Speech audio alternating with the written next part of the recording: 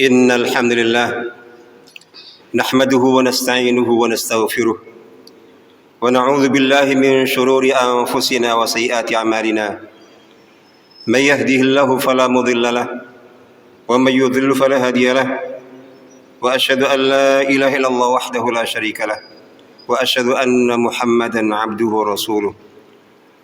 أعوذ بالله من الشيطان الرجيم. يا أيها الذين آمنوا اتقوا الله حق تقاته ولا تموتن إلا وأنتم مسلمون. يا أيها الناس اتقوا ربكم الذي خلقكم من نفس واحدة وخلق منها زوجها وبث منهما رجالا كثيرا ونساء واتقوا الله الذي تساءلون به والأرحام إن الله كان عليكم رقيبا. يا أيها الذين آمنوا اتقوا الله وقولوا قولا سديدا يصلح لكم أعمالكم ويغفر لكم ذنوبكم ومن يطع الله ورسوله فقد فاز فوزا عظيما. أما بعد معاشر المسلمين رحمكم الله، اتقوا الله حق التقوى فقد فاز المتقون وأطيعوه حق طاعته لعلكم ترحمون. قال الله تعالى في كتابه العزيز وهو أصدق القائلين: أعوذ بالله من الشيطان الرجيم وما خلقت الجن والإنس إلا ليعبدون.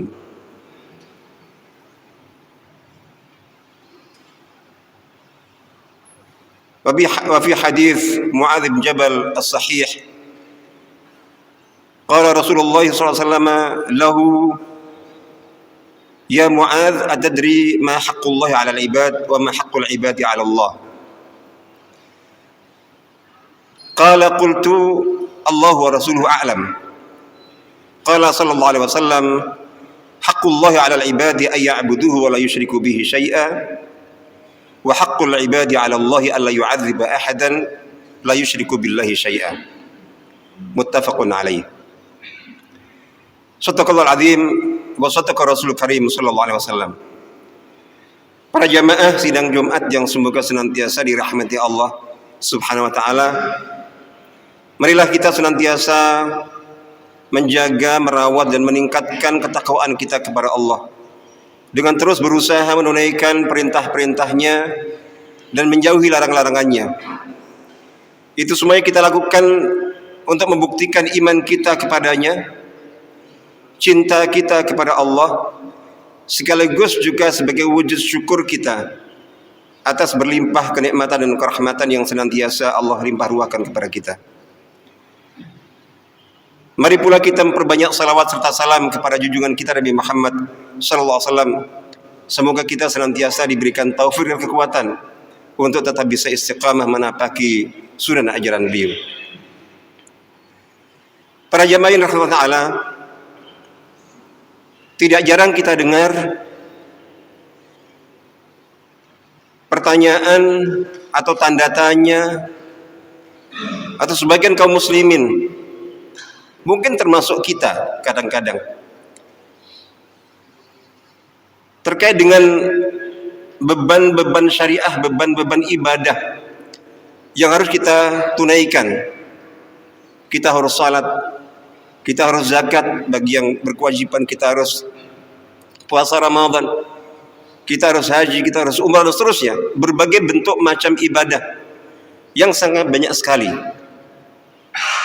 Bahkan dulu salah seorang sahabat itu setelah mendapati semakin hari itu syariat Islam, ibadah Islam semakin banyak itu sampai beliau meminta kepada Nabi SAW.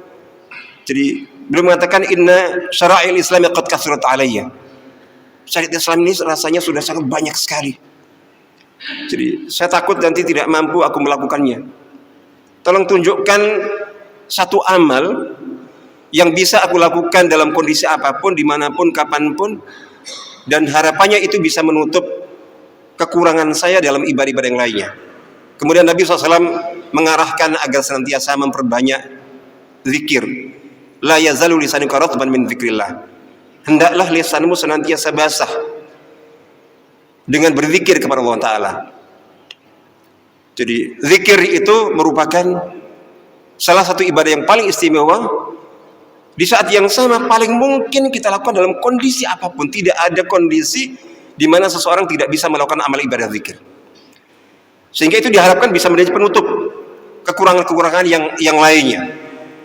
Kita tidak membahas itu, tapi gambarannya adalah, jadi sahabat itu saking merasa ini banyak, semakin hari semakin banyak, beliau saja merasakan itu. Nah, tadi yang saya maksudkan adalah bahwa menyikapi berbagai macam ibadah itu mungkin ada tanda tanya. Untuk apa kita beribadah? Apa manfaatnya? Apa tujuannya? Sampai ada yang bertanya, rasanya hidup saya gini-gini aja.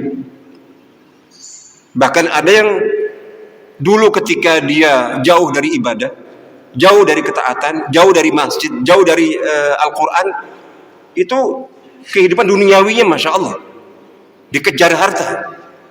Tapi begitu dia semakin rajin beribadah, justru sejak saat itu rezeki duniawinya semakin susah malah itu. Terus untuk apa saya beribadah ini? Tadi saya baca di awal khutbah firman Allah dalam surah Az-Zariyat ayat 56. Yang artinya Allah menegaskan bahwa aku tidak ciptakan jin dan manusia kecuali hanya untuk beribadah kepadaku. Kita diciptakan di dunia ini, diberi kesempatan hidup, diberi berbagai kemampuan untuk menjalani kehidupan di dunia ini. Itu tujuannya hanya satu, untuk beriman kepada Allah dan beribadah kepadanya. Jadi ibadah dengan sholat, zakat, puasa, haji, umrah, infak, sedekah, tilawah Al-Quran, zikir, doa, itu tujuan.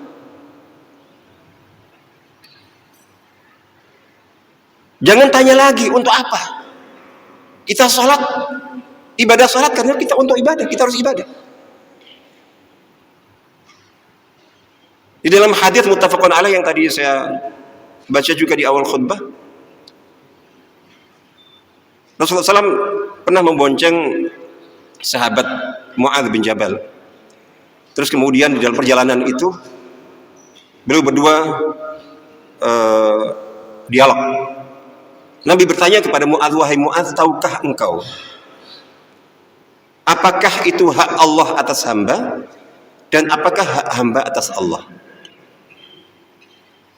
Mu'adz menjawab, Allah dan Rasulnya yang lebih tahu kalau masalah itu. Kemudian Nabi SAW menjelaskan, hak Allah atas hamba adalah agar hamba itu beribadah hanya kepadanya dan tidak menyekutukannya. Sementara hak hamba atas Allah, ini saking murahnya Allah Ta'ala, gitu, Allah menetapkan bahwa ketika seorang hamba itu beriman, tauhid, beribadah, itu Allah menetapkan kalian berhak atas sesuatu, mendapatkan sesuatu, yaitu hak hamba Allah tidak akan mengazab, tidak akan menyiksa siapapun yang tidak menyekutukan Allah Ta'ala. Jadi dalam kita menunaikan amal ibadah apapun dalam kehidupan ini, itu kita harus mengingat apa yang kita baca tiap hari dalam sholat kita, di luar sholat kita, saat kita membaca surat Al-Fatihah. Kita selalu mengucapkan iyyaka na'budu wa iyyaka nasta'in. Iyyaka na'budu wa iyyaka nasta'in. Hanya kepada Engkau ya Allah kami beribadah. Hanya kepada Engkau ya Allah kami memohon pertolongan. Itu pernyataan yang kita declare tiap saat, ucapan. Untuk apa? Ya karena kita dicipta hanya untuk beribadah. Nah, di sini itu penting untuk kita jadikan sebagai orientasi dalam kita beramal ibadah. Karena ibadah dengan salat, dengan zikir, dengan doa, dengan i'tikaf, dengan tilawah, dengan zakat, infak, sedekah, puasa dan seterusnya, itu tujuan. Maka kita ketika sudah mendapatkan nikmat Allah, taufik Allah, seperti kita sekarang ini, Hanya sedikit di antara hamba-hamba Allah, termasuk orang beriman dan orang Islam juga, yang diberi taufik Allah untuk digerakkan kakinya ke masjid ini dan ke masjid-masjid yang lainnya. Itu nikmat. Ketika kita sudah sholat itu kita harus bersyukur kita sudah sampai. Kita sudah sampai tujuan.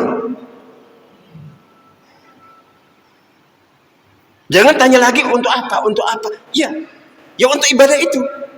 Ketika kita sudah dimudahkan Allah untuk bisa salat, bisa ruku, bisa sujud, bisa tilawah, bisa zikir, bisa infak sedekah dan seterusnya, itu artinya kita telah dipilih Allah Ta'ala dan kita sudah diantarkan Allah untuk mencapai tujuan penciptaan hidup kita.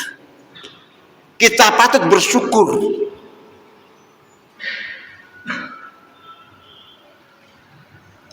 Loh, bukankah ada buah, ada pengaruh dari amal ibadah itu untuk kehidupan kita? Iya, jelas. Allah Ta'ala berfirman, "Man 'amila shalihan min dzakarin aw untha wa huwa mu'min falanuhyiyannahu hayatan thayyibah wa lanajziyannahum ajrahum bi ahsani ma kanu ya'malun." Barang siapa yang beramal saleh, laki atau perempuan, sedang dia dalam keadaan mukmin, maka sungguh kata Allah Ta'ala, kami akan berikan kepadanya kehidupan yang baik. Itu pasti kita yakini itu. Hanya saja ya kita yakini itu, tapi kehidupan yang baik yang dimaksud itu jangan diukur dengan persepsi kita. Buktinya kalau kok saya masih susah saja, masih repot saja, masih miskin saja. Memang orang miskin pasti kehidupannya buruk. Memang orang kaya pasti kehidupan yang baik. Memang orang yang sehat pasti kehidupannya baik. Orang sakit pasti kehidupannya buruk. Belum tentu. Nah, itu arti bahwa jadi kita yakin itu, tapi kita serahkan ke Allah Ta'ala. Kita fokus saja ketika kita sudah diberi taufik Allah, diberi hidayah Allah, dimudahkan Allah untuk beribadah dengan ibadah tertentu, maka setelah itu bersyukurlah. Termasuk ketika kita beribadah doa. Ad-du'a wal ibadah. Doa itu ibadah. Coba kita latih. Biasanya kita doa itu kan karena ada sesuatu yang kita inginkan. Makanya biasanya orang ketika dalam kondisi kepepet, kesulitan, itu masya Allah banyak doanya. Tapi begitu kemudahan kehidupan sudah dibuka bagi dia, sejak saat itu mulai lalai, merasa tidak butuh minta kepada Allah Ta'ala, tidak mau doa lagi. Perlu kita luruskan bahwa mari kita berdoa itu niat utamanya bukan hanya karena kita membutuhkan sesuatu yang kita mintakan itu, tapi saya butuh beribadah. Kita di jalan, saya butuh beribadah ke Allah Ta'ala sambil jalan. Kalau sholat kan mungkin kita sedang batal, tidak juga susah, atau ini atau itu. Yang paling mungkin adalah doa dan zikir. Jadi hadirkan. Jadi kita senantiasa butuh untuk beribadah kepada Allah dengan macam ibadah apapun yang mampu kita lakukan dalam kondisi kita. Nah, itu di situ apa? Seperti doa itu. Ya udah. Berdoalah dengan doa apapun itu dengan tujuan ibadah. Jangan terlalu mikir nanti dikabulkan. Itu Allah sudah menjanjikan. Kalau doa kita sesuai dengan ketentuan itu, ud'uni astajib lakum. Wa idza sa'alaka ibadi anni fa inni qarib. Berdoalah kepadaku pasti aku akan kabulkan. Itu janji Allah. Ketika kita doa terus kemudian masih mikir, dikabulkan enggak ya? Dikabulkan enggak ya? Itu berarti ada cacat iman di situ. Allah sudah menjanjikan berdoalah pasti aku kabulkan. Cuman bentuknya, kapannya Allah yang menentukan. Jadi gitu. Sudah yakin saja. Nah, fokus saja kita berdoa itu dengan tujuan saya perlu ibadah. Dan yang paling mungkin sekarang doa, zikir. Ketika kita sudah doa, zikir berarti kita sudah mencapai tujuan. Sudah berhasil. Allah telah memilih saya di antara orang-orang yang diberi nikmat untuk bisa ibadah kepadanya dengan doa, dengan zikir, dengan tilawah Al-Quran. Buah dan hasil pengaruh dari itu nanti bonus. Mari kita biasakan itu. Bahwa kita beribadah ini tujuan. Ketika kita telah dimudahkan Allah Ta'ala untuk beribadah kepadanya dengan berbagai macam ibadah, maka berarti kita sudah berhasil. Berarti kita kita patut bersyukur. Makanya Sayyidina Umar diriwayatkan juga dari Sayyidina Ibnu Abbas, diriwayatkan mengatakan bahwa inilah ahmilu hamal ijabah walakin ahmilu hamad du'a. Yang lebih aku pikirkan itu ketika aku berdoa bukan bagaimana atau kapan terkabulnya. Bukan itu, tapi yang aku pikirkan itu adalah bagaimana aku senantiasa bisa berdoa selalu kepada Allah Ta'ala.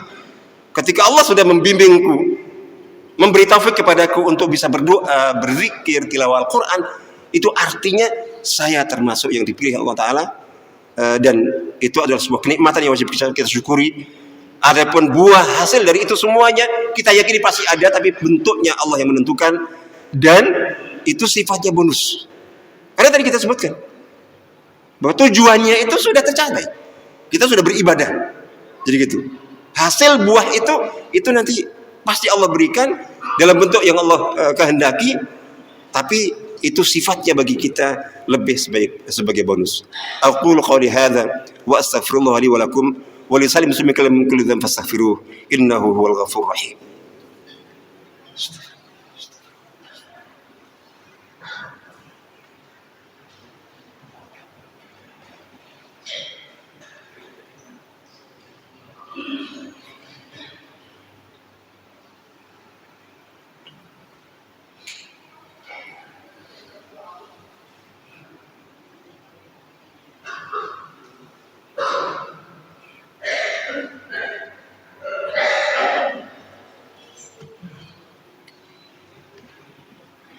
Alhamdulillah ala ihsanih wa syukru lahu ala taufiq imtinanih wa asyhadu an la ilaha illallah wahdahu la syarika lahu ta'ziman li syanihi wa asyhadu anna Muhammadan abduhu wa rasuluh ad-da'i li ridwanihi sallallahu alaihi wa ala alihi wa sahbihi wa man sara ala nahjihi wa da'a bi da'watihi wa iqtafa atharahu wa tabi'a sunnatahu wa jahada jihadahu din.